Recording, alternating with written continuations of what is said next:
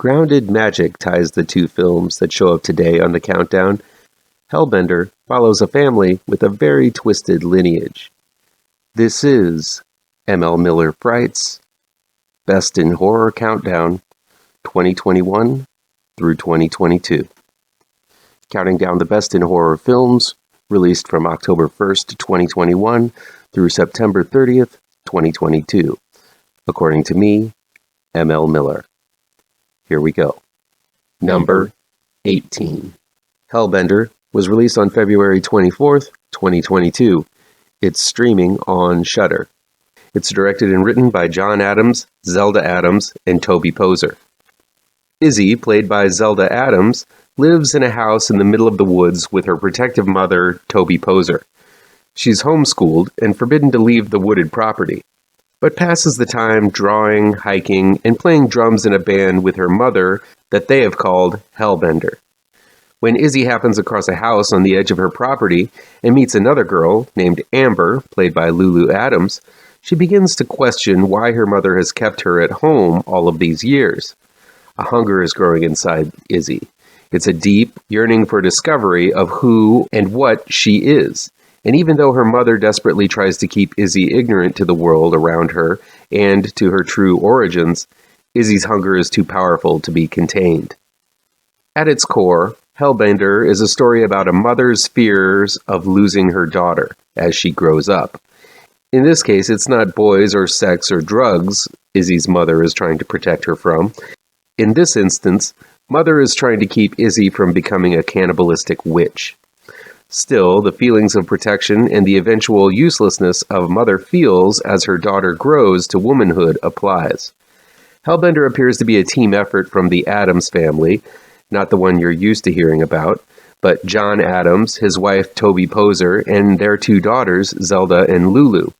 The entire family wrote, directed, and starred in this film, which is why I think the emotional impact is so potent. While the story is filled with fantastical elements, the emotional core is strong and realistic as it gets. The relationship between Izzy and her mother is complex.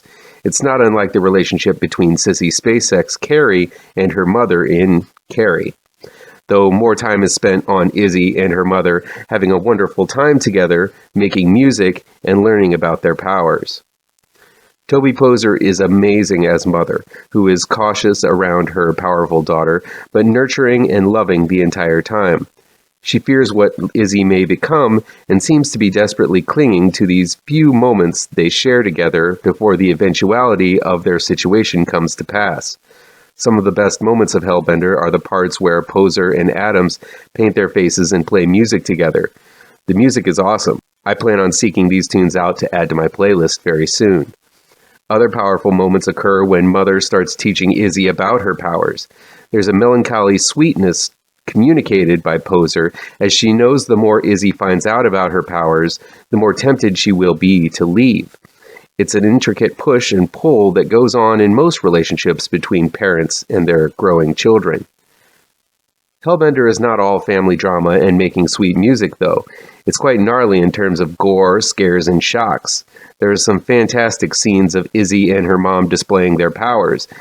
Imaginative details like a locked room only opened by a key that pops out of a sigil in the wall.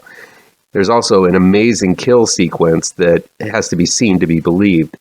It's the creative way magic is shown and described that makes Hellbender distinct from most witchy movies out there.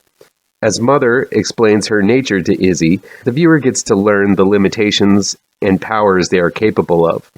It's all extremely well thought out and crucial in the way Mother is so cautious and protective of Izzy, and how tempted Izzy is to give in to her primal urges to become something she has been held back from becoming for so long.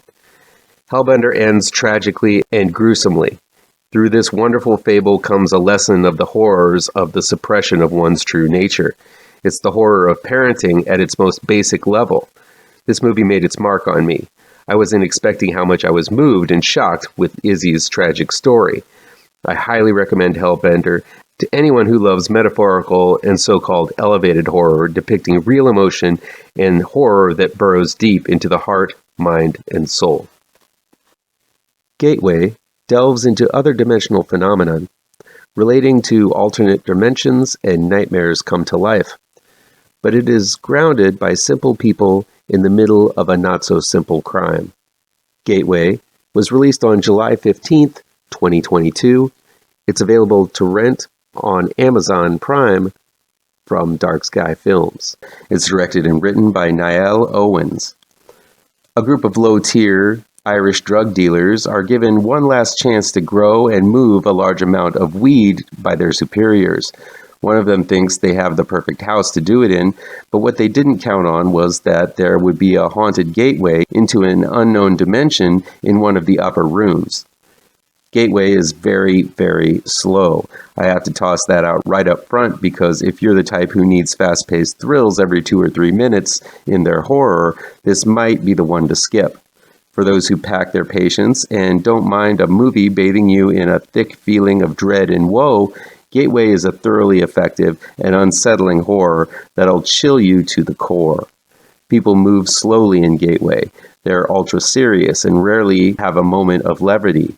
Most of the cast simply stare off into space, lost in thought, thinking about the reasons why they need the money and how their lives are at stake if this score isn't completed.